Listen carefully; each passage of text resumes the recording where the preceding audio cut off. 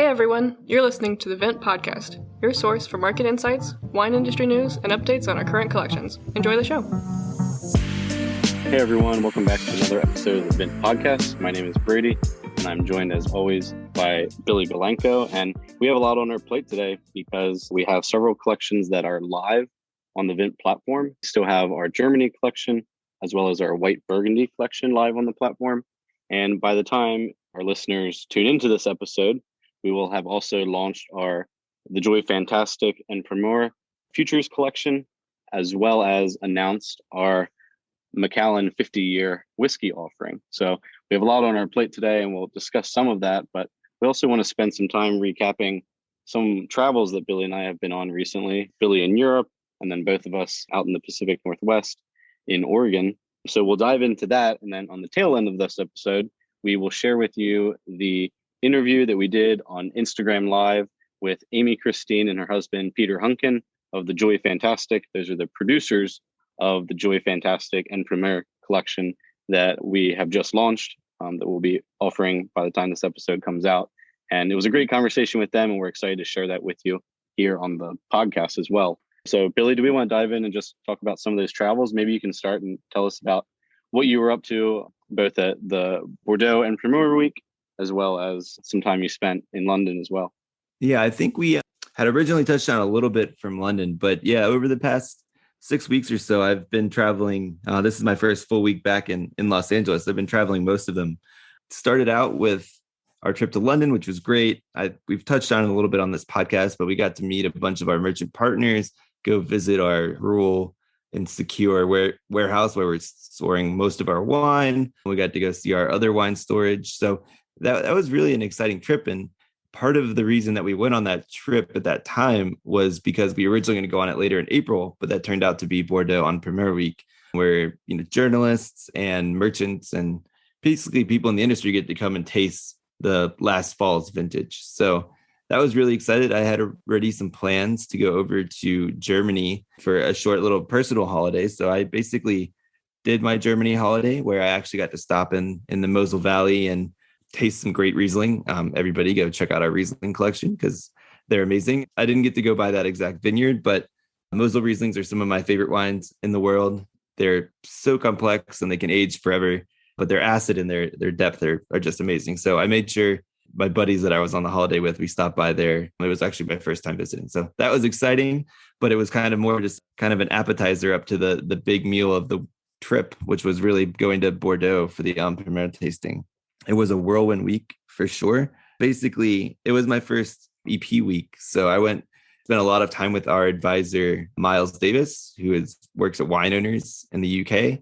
He basically has been going to En Primeur Week for, I think, decades at this point. He's very connected with many people in the UK wine trade. So we were able to not only do some of the negociant tastings and some of the general regional tastings that I could set up kind of on my own, but we also got some behind the scenes chateau tastings thanks to his connections in the industry. So yeah, no, it was a whirlwind experience.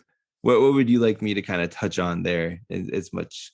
No, I was kind of interested because we haven't even talked offline about which were kind of the standout producers that you were able to taste. Were there a lot of blue chip kind of collectible producers? Is that part of the En Primeur Week, or is it more like, like village level sort of wines? Yeah, great question. So I think the top most famous producer type things I got to taste were from either like the Moex group, which owns Petrus. We didn't get to try Petrus, but we got to try everything else kind of in their book. So I'm trying to think of some names with that. Le Fleur Petrus, I think Truplong's in that mix.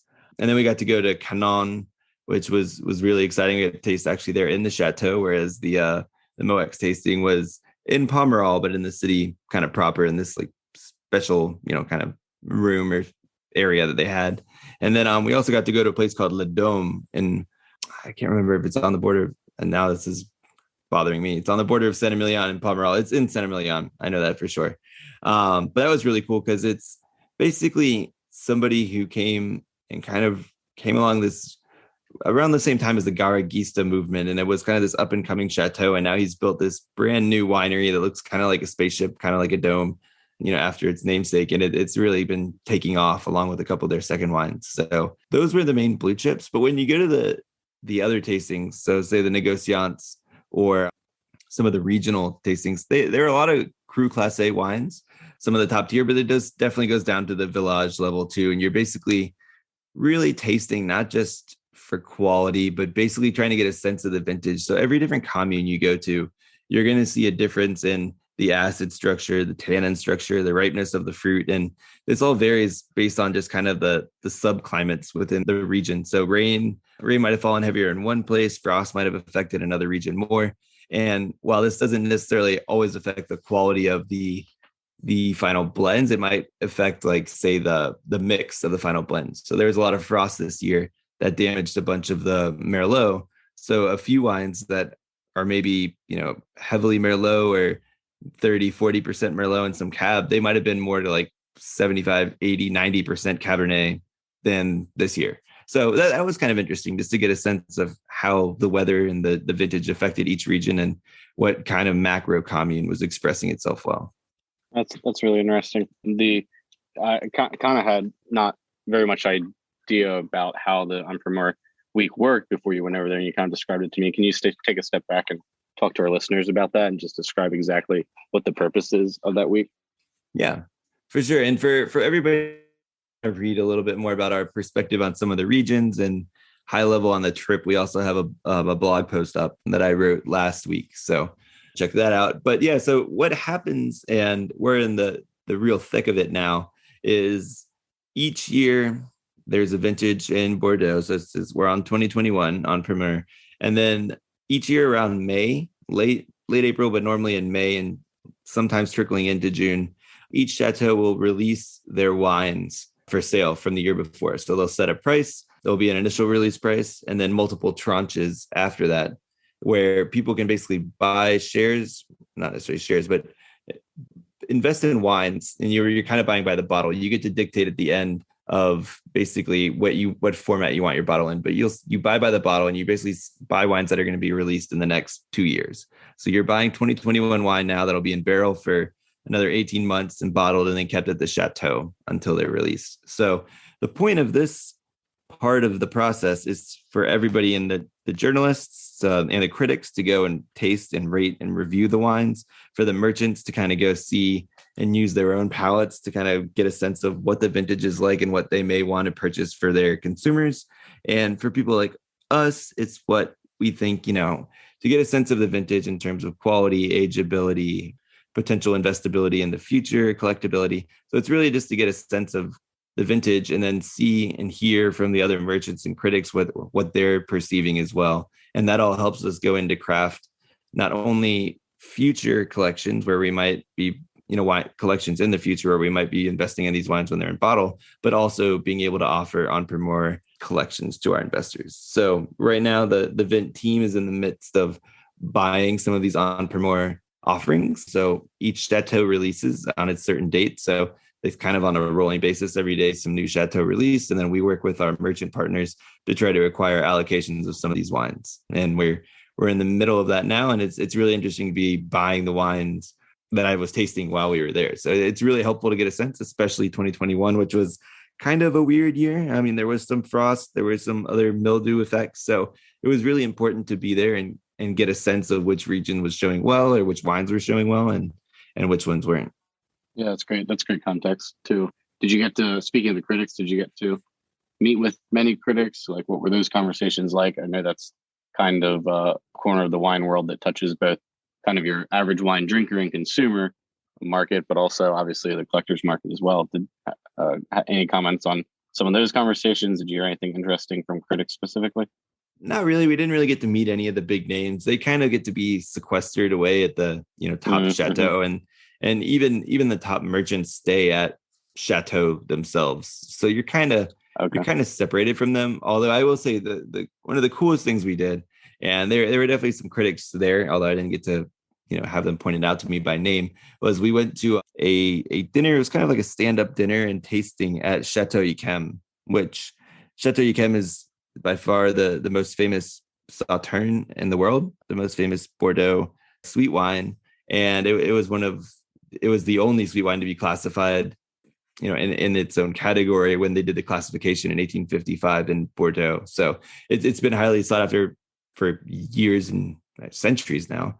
And Miles was able to get us both passes to this.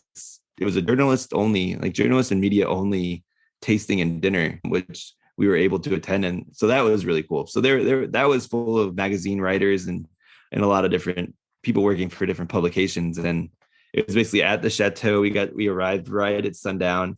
So the sun was not quite down yet. And it was putting this like nice gold glow over the chateau and the vines. And they greeted us with 2019 Yquem.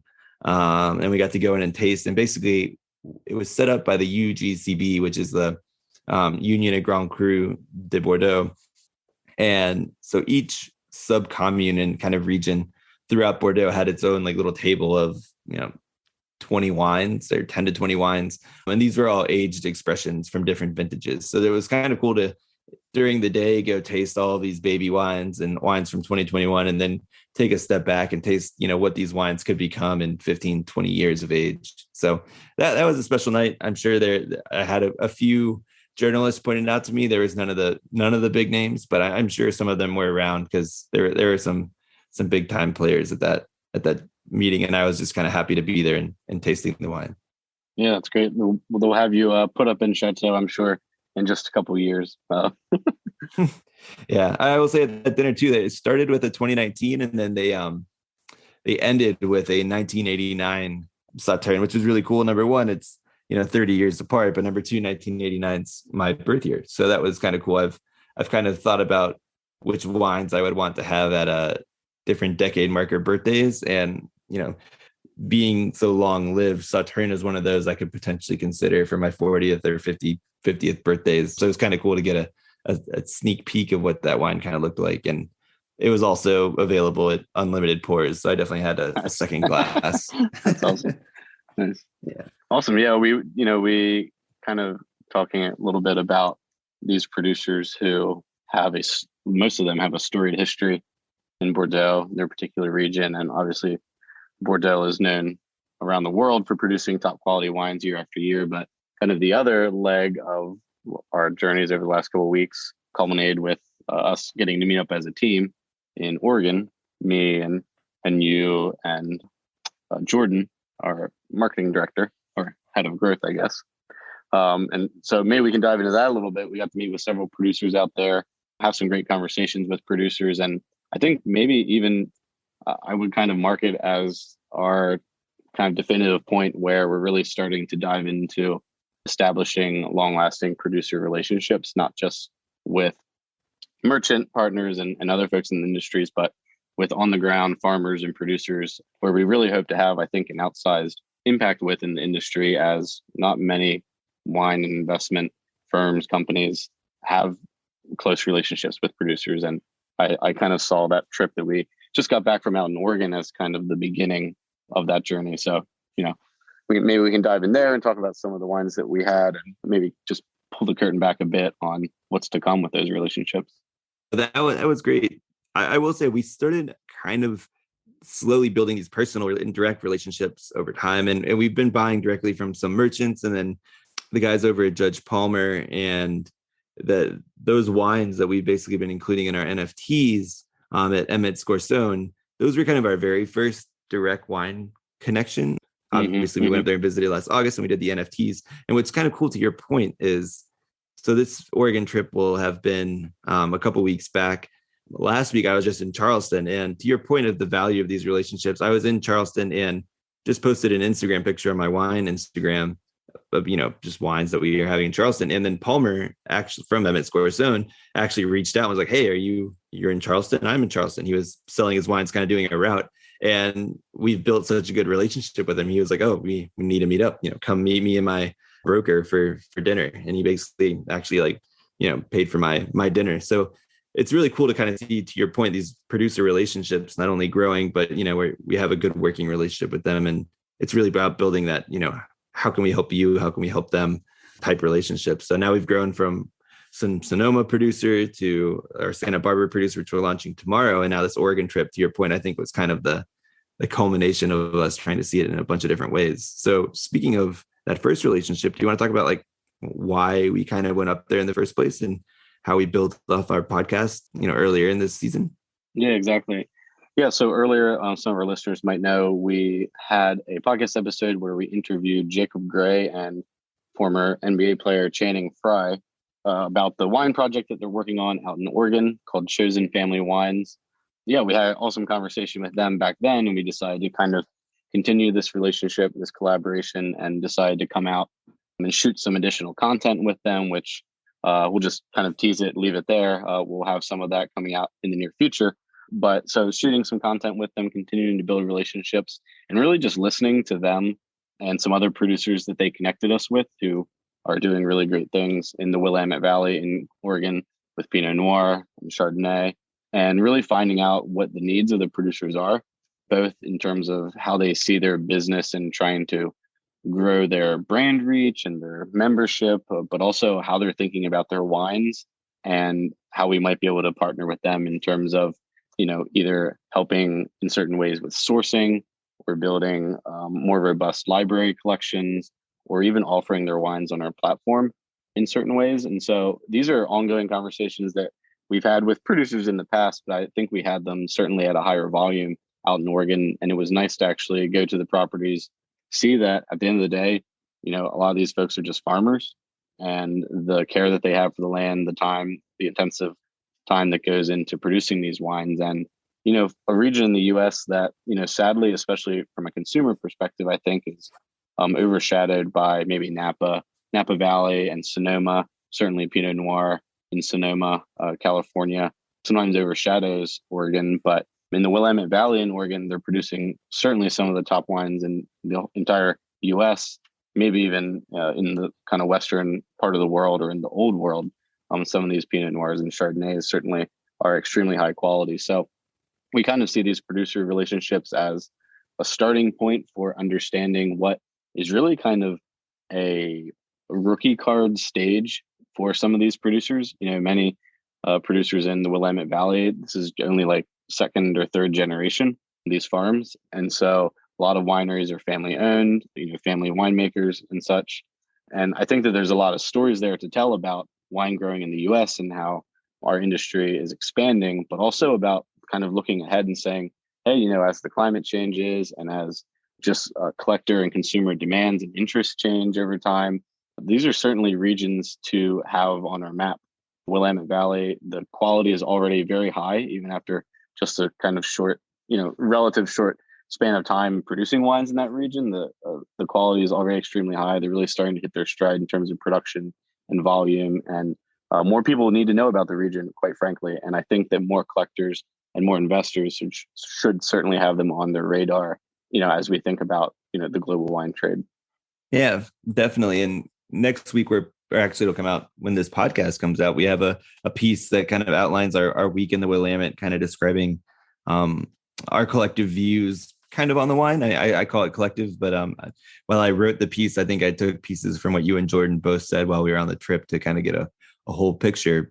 To your point, something I kind of want to emphasize there, and I think we're at a perfect spot for Oregon Pinot Noir, because you mentioned Sonoma and that style, and that's such a big ripe style, and it's not really more about balance as it is about like robustness and rich fruit, rich flavors, even a bunch of oak. I think the wines from Oregon definitely represent an opportunity to taste Pinot Noir with more kind of balance, and there's definitely an acid undertone to everything that both enhances, in the lighter wines, some of the aromas and flavors, and in the bigger wines help balances out riper fruit and more structure, which I think is what draws people to kind of parallel it to older world wines. But I would definitely hesitate people trying to do a direct comparison to Burgundy. Like we've tasted, and there are many producers that have vineyards in each place. But what's interesting there is they're both good wines on their own, and they're both shaped by unique terroir that cannot be replicated. So I like to focus more on what are the similarities from the production kind of style. And it's kind of cool, to your point, there's a lot more family run. Seems more farmer like communities in the Willamette Valley. And you'll go to these producers. I think 3 of the 4 that I went to, you went to an extra one, had vineyards, either the name of the winery, like Beaufrere was named after a family member, and these two brothers-in-law who started a winery, which one of them was Robert Parker. Two other ones we went to had wines either named after wives or grandparents or their children. So I think that's super telling. And then the other piece that I was going to go down the route with compared to Burgundy is there's a lot of focus on the soil types and single vineyards there too. So there's a lot of emphasis on this vineyard has this expression when Pinot Noir is planted there. This vineyard has this Chardonnay expression. So I thought those were interesting parallels. And it's not just trying to say, do these wines taste the same? Of course they're not, because there's different climate and there's different soil. But it's that attention to detail, like you were getting at, that I think was really really shown through when we visited this time. Yeah, I mean, and like you said, you can't compare necessarily like wine to wine because the style is simply different. But you can compare on just overall quality. And obviously you were in France this year. I was lucky enough to go to France in March, and I tasted in Burgundy, and there is no, to me, the relative difference in quality was almost indiscernible. I was really impressed at the height of quality across all the producers and across all of their portfolios that we were able to taste while we were there. We tasted a lot of wines, and the quality was all extremely high. No, I don't think that, like, compared to Burgundy, they certainly don't pale in comparison quality wise.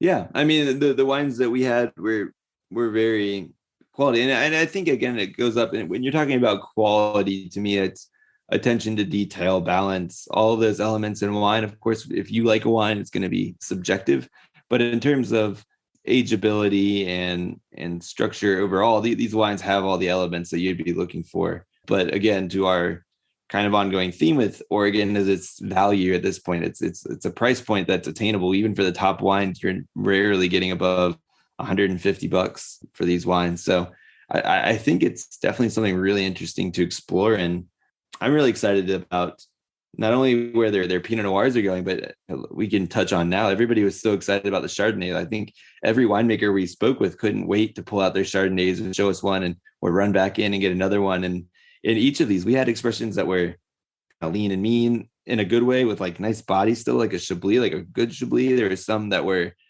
bigger and kind of riper that also stood up well. It's a nice acid backbone. I was really impressed. I think I'm most excited about where Chardonnay is going in the Willamette Valley. Not to take anything away from their Pinot Noir, but those Chardonnays were absolutely surprisingly great.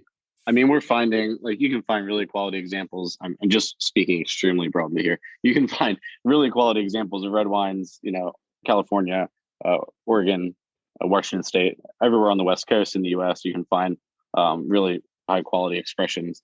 But yeah, I think the whites and obviously the Chardonnay up there, which is predominantly, it's what they grow, that and what Pinot Gris, I guess. But basically every white I've had from the region is like exactly what you said. Complexity in terms of body and expression, but also really well balanced with acidity. And I was just completely blown away. I actually purchased half a case of Chardonnay and some sparkling right after we got back, because I was just like so excited about, oh wow, we have this kind of, in our backyard. So it's certainly not to take anything away from Pinot Noir in that area, because they're doing incredible things. But yeah, the Chardonnay really did, kind of caught my attention. Yeah. And for me, I've been going to Oregon on and off for the past few years, and I don't remember the Chardonnay really standing out. And I don't know if it was just the producers we went to, but then when we were talking to a couple of them, they were saying how, and this makes sense now, it's initially when they planted Pinot Noir, they planted Chardonnay nearby because that's just what they do in Burgundy. But they basically planted it on the areas where they didn't think the Pinot Noir would grow well. And that doesn't really bode well for other vines either. I mean, sure, Chardonnay is resilient, but it's not going to produce good fruit. So it was kind of cool to hear them talk about how they're seeking out plots. I mean, they've been doing this for a little over a decade now, seeking out plots that are made, they have the proper aspect, the proper soils, proper, wind exposure and stuff to make good Chardonnay. And now we're starting to see the fruits of that labor. So I think, as more of these vines come of age and come online, we're only going to continue to see really great Chardonnay and more volume too coming out of Oregon. It's not going to be so hard to find. I'm excited. Yeah, for sure. We'll have a lot more content kind of around those producers specifically, like you said, the kind of Weekend Willamette article that you're writing, blog post that you're writing, but also we'll have just more kind of ongoing content, and we'll be able to share more about these producers specifically, and the ones that we're that we're looking to build partnerships with. I think that we have a lot of exciting things coming down the pipeline over the next maybe 3 to 6 months with a lot of those folks.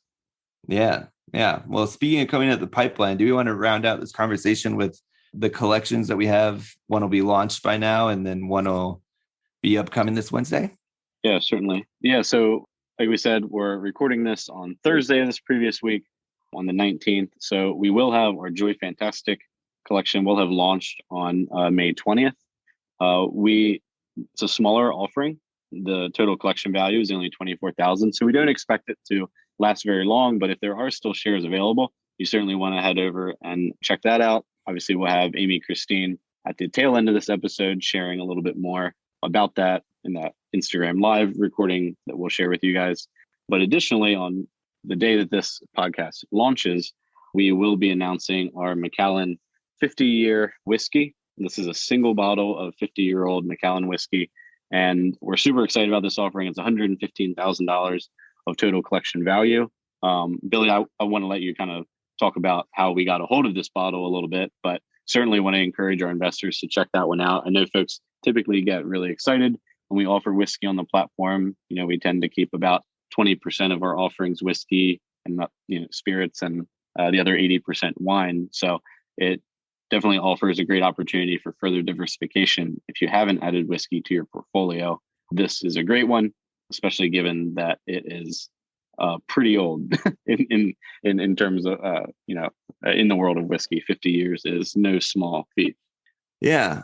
So I mean, to get this old, it has to be a special cask, to be bottled and considered whiskey. It can't go below 40%. So most casks, even when they're aging, they're bottled because they're starting to dip below a certain alcohol threshold. So number one, it's always, astounding to have a bottle or a barrel that's lasted, really over 30 years is always really impressive, much less 50. So that was really interesting.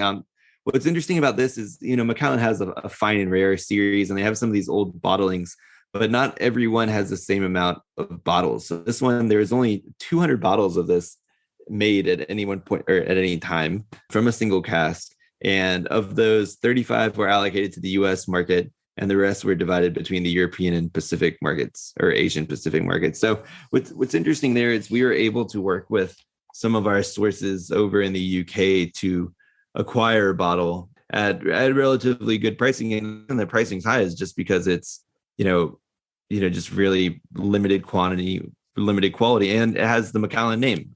Macallan has long been basically the benchmark, the go-to name for collectible Scotch in the world, and it maintains that status. And I think it kind of does so because it has everything from, even nowadays the Macallan 18's, really hard to acquire, but it has as wine or whiskeys that you can drink, and then it has everything that all the way up to the super ultra rare, super collectible whiskeys. So it's a really exciting opportunity. It's an exciting opportunity to own something that's typically out of the realm unless you have like $1 million plus wine and spirits platform or portfolio that you want to allocate 10% to one bottle of whiskey for. So it's a cool opportunity to be able to get a piece of something that's pretty rare and pretty historical.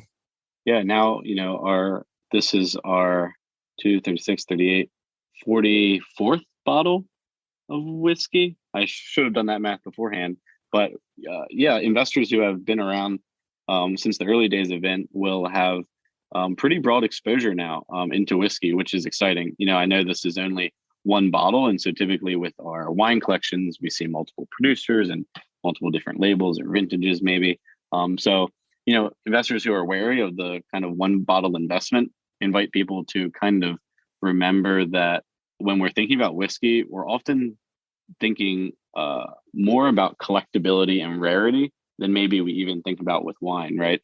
So a lot of the value in these whiskeys, like Billy said, comes from the rarity, the difficulty to get your hands on one of these bottles. 35 bottles allocated to the US markets is ridiculously, astoundingly low. If you could just have 35 bottles allocated to one city, and that would be, an incredibly small amount for that population. So the fact that it's only 35 bottles allocated to the US and we were able to get our hands on one of these, I think that really bodes well for our investors in terms of looking ahead to a point where we might be able to offload that bottle. Demand certainly isn't fading for collectible whiskey. globally. If anything, it's only growing at a more rapid pace. So we feel excited to be kind of on the ground floor of this, and certainly invite people to take a look at their portfolios and consider the percentage allocation that they have to wine versus whiskey, and certainly reach out if you'd like to discuss strategy around how you make those differentiations. Yeah, and building on that, we had our very first whiskey collection ever. It was Macallan last year. And That's right. I think the fine and rare collection, 2 bottles. Mm-hmm. And I think I know for a fact that a ton of people have joined the community since then. So if you're trying to build a well-rounded portfolio, you certainly want to have some Macallan in there somewhere. It's like your blue chip. It's like having your Bordeaux or your Burgundy. Right. So for everybody who wasn't able to get in on that, I think this is a perfect opportunity to get a slice and kind of help round that out a little bit more, because Japanese whiskey is great and it's kind of the newer kid on the block, and it's still doing well. And the Glenfarclas was a great collection as well. But that name Macallan is the name in whiskey for many people. So I think it's a great addition to help kind of round out whatever shares you may or may not have. Awesome. Yeah. So when this collection goes live, it will go live on Wednesday of next week. Sorry. So 2 days from the launch of this podcast. The 25th. 25th. Yeah. Sorry. I was in my head as I was just speaking. I'm trying to come up with the date. That's great. Yeah. So May 25th, the collection will go live. That's noon Eastern time. Certainly reach out if you guys have any questions, but yeah, Billy, thanks for sharing about your trips, your time in France. And yeah, we'll look forward to sharing with our investors and users over the coming weeks more about that content that we put together in Oregon, and likely have many of those folks on podcasts. So stay tuned for some of that content and enjoy the Instagram live recording that we will tag on here in just a bit with Amy Christine and her husband, Peter, from The Joy Fantastic. They have a lot of great things to say about their project, and they're excited to be working with us on this En Primeur, this futures offering. So enjoy. Thanks, guys. Thanks for tuning in. Hello. Hey. How are you? Good. Nice to have you guys. Thanks for joining. Yeah, we're very close together right now. Oh, I backed up to help. No, that works. We can see both you guys. There we go. How about that? Cool. Awesome. Well, thanks so much for joining here. We'll wait a little while to try to let a few more people join before we hop in. But yeah, how's everything going up at the winery and the tasting room this week? It's been good. We had some friends in town over the weekend and Monday and Tuesday, so we kind of... There was too much revelry. Yeah. Too much. We lined up all the bottles that we drank while we were here, and I was like, we need to rest our livers for a while. Yeah. Awesome. All right. Well, people will trickle on as we join. Welcome, everyone. Today we have special guests, Amy and Peter from, you guys can see Hollis Bollis, but also the Joy Fantastic. We're excited because we're launching our first producer futures, our Vint En Primeur collection tomorrow. Going to go live 9 p.m. Pacific time, 12 p.m. Eastern time. And we're here to talk today a little bit about the wines. So first off, I was going to do this more towards the end, but let's talk about the names a little bit, if you guys don't mind. Can you tell us a little bit more about Hollis Bollis and how you came up with the Joy Fantastic? So Hollis Bollis, it's a Latin phrase, and it means like all at once or all in at once. And, when you're making wine, you kind of got to go in with both feet.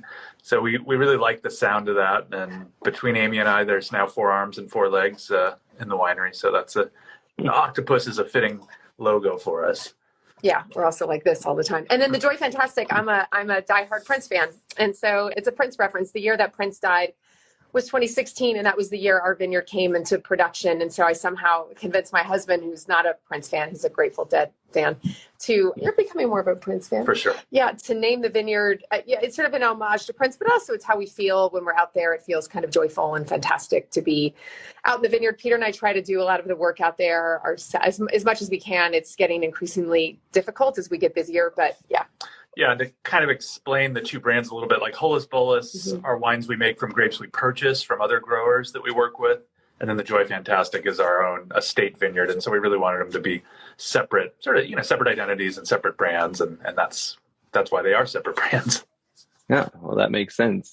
Well, what brings us here today from the Vint side of things is we're always trying to come up with new offerings for our investors, new unique opportunities kind of involved in the wine space. But something that we've kind of always harped on is our interest in helping out producers or working with producers to solve industry issues throughout the wine industry. So it's not only access to investment grade wines, but these features are also part of our effort to really engage with producers and solve some long-term problems that the industry's had. So can you guys touch on a little bit about how cash flow typically goes from like a harvest all the way through like bottling and actually selling of wine? Because there's a long period of time of no money in between. Yeah, for sure. I mean, most of our expenses during the year occur in basically the fourth quarter of the year. So, you're buying grapes come October, November, you may get invoices for $20,000, $30,000 per vineyard. And those are all due basically net 30. And so all of a sudden you've got a couple $100,000 every fall. And so you have to sort of be saving up cash during the year, knowing that's coming. You want to pay your growers right away. And so that's always one challenge. Then during the winemaking process, most wineries are aging wine for at least 12 to 18 months. And so you're carrying all that inventory. You pay for the grapes, you make the wine, and then it sits in barrel for a year and a half, and just sits there. It's not making you any money. So you've got to be able to financially carry essentially 2 vintages, and then, paying for bottling. Bottling's a huge expense. Many thousands of dollars to bottle. And so we get our huge bills in the fall, like in August when we do a big bottling, usually in November right after harvest. And then also in February or March when we do our, like the bottling for the red wines generally happens then. But I think that the main issue is like when we put a wine in barrel, all of it, between the aging process and then when we sell out of the wine, that could be 3 years, right? So there's like a massive, it just takes forever to get your return on investment. It's really hard, I think, particularly now to start a winery. Peter and I are 17 years into it now. So we're in that flow of where we have cash and we're sort of saving. But the Vint, if you want me to talk more about our interest in the Vint futures, yeah. I mean, it's twofold. It's one of the things that we loved about Vint is that you guys didn't nickel and dime us to death with pricing, which happens all the time. Vint is taking 50 cases of 2021 Joy Fantastic Syrah that's still sleeping in barrel right now, and we're doing a future sale of not the wine but shares in the wine, which I don't know if that confuses people or not, and you might be able to speak more on that. This for us is really great because we get cash now far in advance of when that wine is going to be bottled or released. And to get that on 50 cases helps us with our costs up front. The other thing for a small producer, especially if it doesn't matter where in the world you are, but we're located in California. I would say the majority of our customers are in California, let's say over half. I mean, we sell some wine out of the country in London and in Denmark and in other places, but the majority of our wine, and in New York and Georgia, but the majority of our wine is sold in California. And so when we're partnering with somebody like Vint, you guys have a lot of contacts on the East Coast, and you have a lot of different contacts than we have. You're driven in the fine wine market, which we hope that we're a part of that market, right? We want to be a part of that market.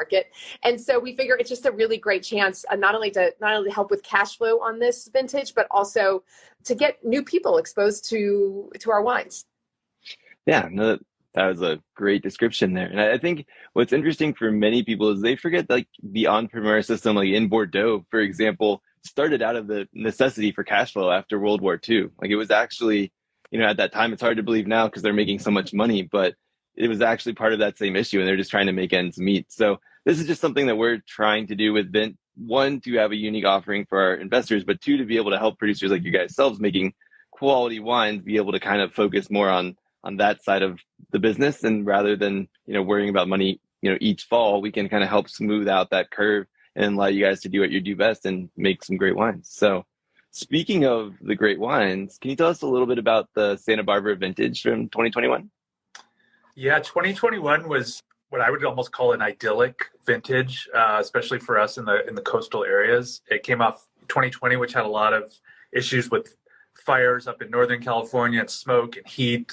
Which was a super stressful year. 2021 was a cool year. We didn't have any heat spikes. And so everything was just very slow and steady. It led up to a really late harvest, which in California is a nice, good thing because we don't have really much of a threat of rain at all in September, rarely into October. And the Joy Fantastic Syrah, we ended up picking kind of October 15th, 16th because there was an actual big rainstorm coming. It dropped about 2 inches, and we were kind of at the end of the season. So it was really great in that the grapes were able to sit out for a really long season, develop a lot of flavor at really modest alcohols. Like the 2021 Joy Fantastic Syrah is going to be just a touch over 13% alcohol. Yet it's got like all this super purple color, really great texture to it, spice. Yeah, from the winemaking side, really like a dreamy vintage that we didn't have to stress out about a lot. We could just kind of wait and wait and wait. So that was really great. We're really excited about all the 2021s. Mm-hmm. Yeah, they're really silky, delicate, and a little bit more on the savory side. Peter and I we don't want Syrah to be big, jammy, and fruity. That's just not, well, it's not what we can't do it and where we're growing wine, which is the far western edge of Santa Rita Hills. And I always say that we really like to grow Syrah where everybody else has Pinot Noir planted. And that's because we want like that true like peppery character, that more olivey, gamey character, which just really comes when you're either picking, if you're in a warmer climate, picking Syrah a little bit on the earlier side, or if you're just growing in a cool climate where it doesn't get very ripe. What brick was it picked at? Oh, it was probably about 22 bricks, yeah, which is fairly typical. Yeah. And we see much higher acidity at Joy Fantastic for Syrah than any other Syrah vineyard we work with because it is such a cool climate. And that's part of what we love about that wine is it's got beautiful structure and beautiful aging potential as well. Yeah, something that I didn't really realize as much until I was writing up the thesis for this is I knew there was a fair bit of Syrah grown in Santa Barbara, but it's the third most planted grape behind Pinot Noir and Chardonnay. So I thought that was really interesting. But I was recently up there and tasted some Ballard Canyon's like Syrah, and it was just interesting thinking about, you know, your expression, which is more on that peppery and lean and savory side. And there, it's still a little bit of that because I get up a little bit, but it's a much different style overall. How would you guys, are there more like regional expressions throughout Santa Barbara, or do you want to explain a little bit for maybe some of the people who don't know how the, you know, Transverse Valley works and why it's colder on your side and really warm on the other side? Yeah, so the Santa Barbara County, the growing region is basically an east-west valley. It stretches 25 miles or so, and we're opened up directly to the ocean. So there's no mountains blocking us like in Napa or Sonoma. And it's quite cool in the ocean throughout the spring into the summer. I mean, right now the ocean is about 52 degrees offshore. So it really tempers we've had no days in the 80s here out at Santa Rita Hills.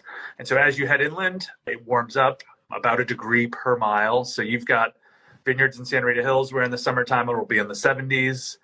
Then in the middle of the valley, it'll be in the 80s. And then as you head farther inland into Happy Canyon, Ballard Canyon, it'll be into the 90s. And so you've got this huge, broad range of temperature and then also wine styles. You know, those wines from the warmer areas, they are going to be fruitier. They're going to be denser. They're going to have a touch more alcohol to them. Less acidity. A little bit less acidity. Yeah, they're going to be more that kind of full-bodied classic Syrah. And then as you head farther west, the styles start to change and evolve where you're getting more savory notes, more spice. And so it's really cool. And I think, you know, and that's why it is, Syrah is a really versatile grape, so it will do well in all those climates. And we used to work more in the warmer part of Santa Barbara County, and we've slowly over the years just kind of trudged west because we found those wines to be more to our liking and more expression of the site.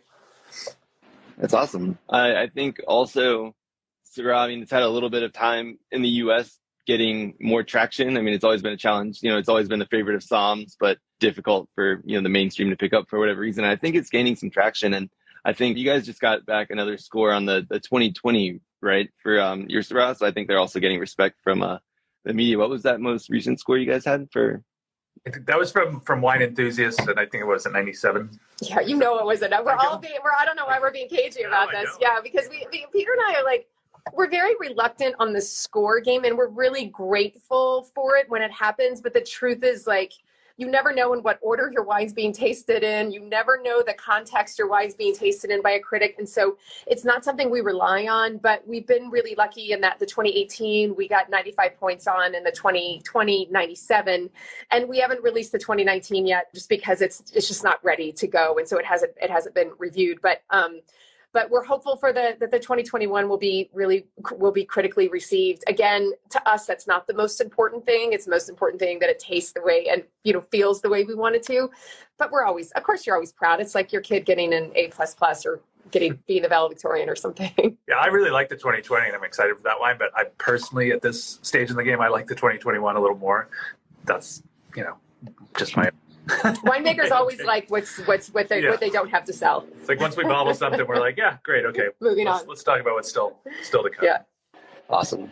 Well, I was thinking like the producers that I've worked at, even here, trying to sell Central Coast Syrah or like, not the mainstream varietals though, and even get those reviewed, not sell them, but get them reviewed. Like when you're submitting them, that's even a kind of a challenge in of itself. So the fact that, they're now accepting more Syrah from the Central Coast and then really taking the time to look at everybody's, I think is really great. And then the scores obviously will come. So I think that's really interesting. Have you seen more of a rise in Syrah or any other Rhone varietals, in the Central Coast, not the Central Coast, including Paso, but like more in your area, maybe around Ventura, San Luis Obispo? I know Sina Quanon obviously is an example of somebody who uses some, but.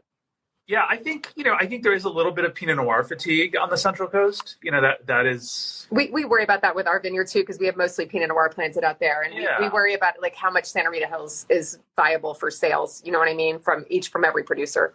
Like I love our Pinot Noir, but the Syrah is super distinctive. It's because there's not much Syrah planted out where we are in Santa Rita. But I think in general there is some fatigue. There was post Sideways, there was this huge Pinot Noir boom the last 20 years. And obviously it is a great place for Pinot Noir and there's tons of great Pinot produced. But when you make Pinot Noir that's kind of average, that's a tough sell. So I think people are looking at other varieties.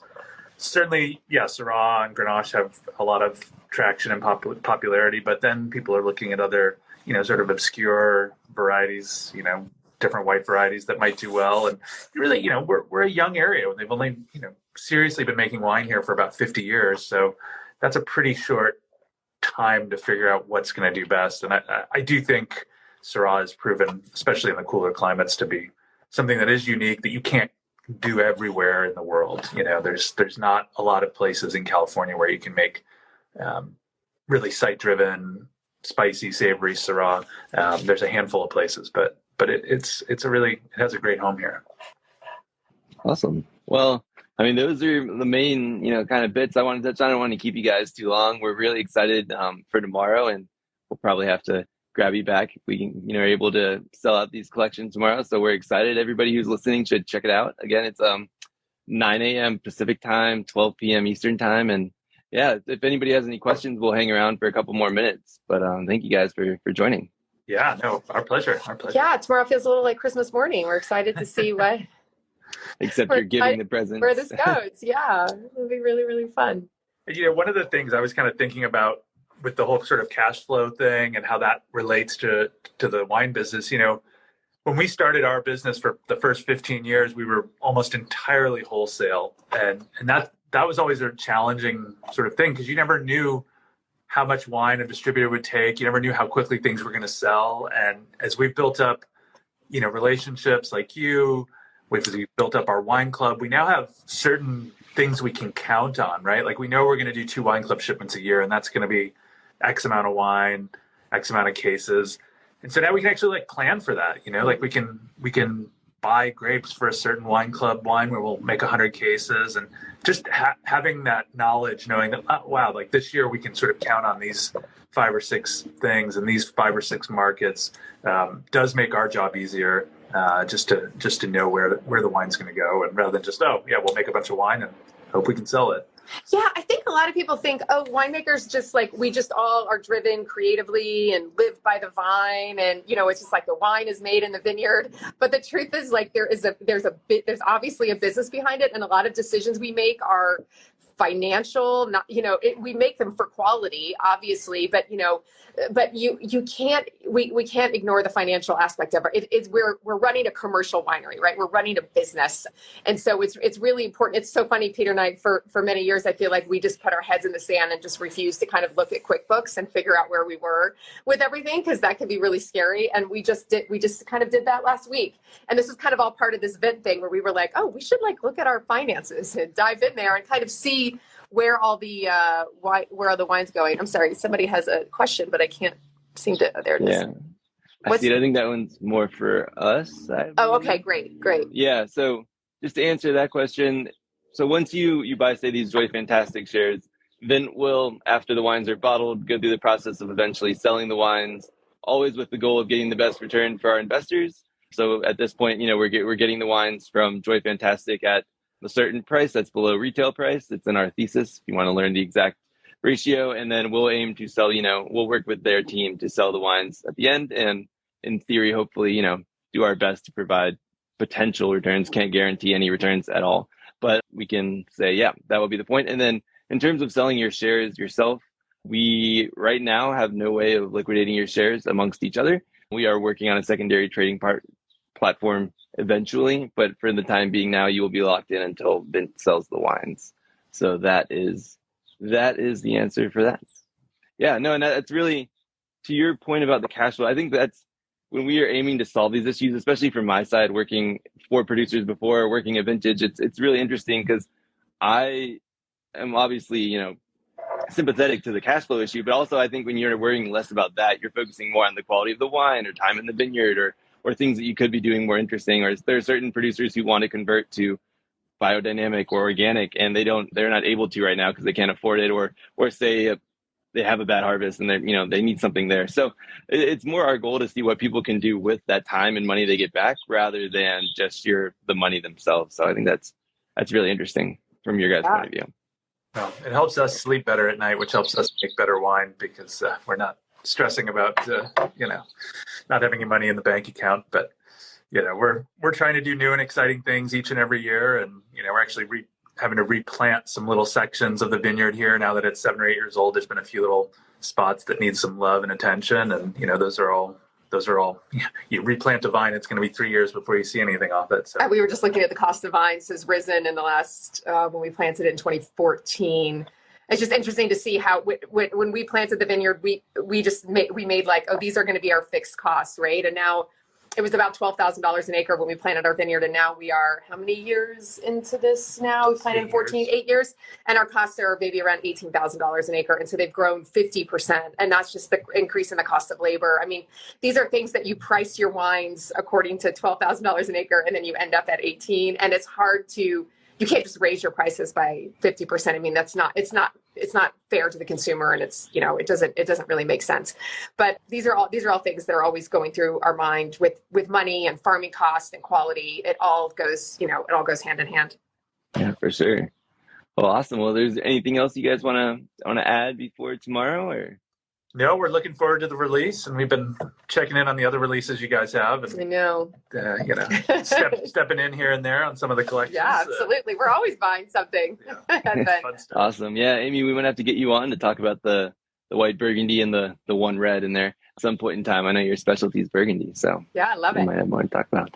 Awesome. Well, thank you so much, guys, and we'll talk again tomorrow, maybe. But looking forward to it. Sounds good. Thanks. All right. Bye. Bye. For questions, comments, or feedback on the Vint podcast, please email us at support@vint.co. To check out our current offerings and to sign up for the Vint platform, find us at www.vint.co. That's www.vint.co. Vint and VV Markets are offering securities pursuant to Regulation A.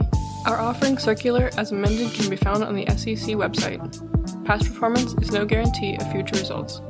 Investments such as those on the Vint platform are speculative and involve substantial risks to consider before investing. We may provide communication that may contain certain forward-looking statements that are subject to various risks and uncertainties. Information provided in any communications is not legal, business, or tax advice. All prospective investors should consult a legal, tax, or business advisor concerning the subject matter of any communications and any offering.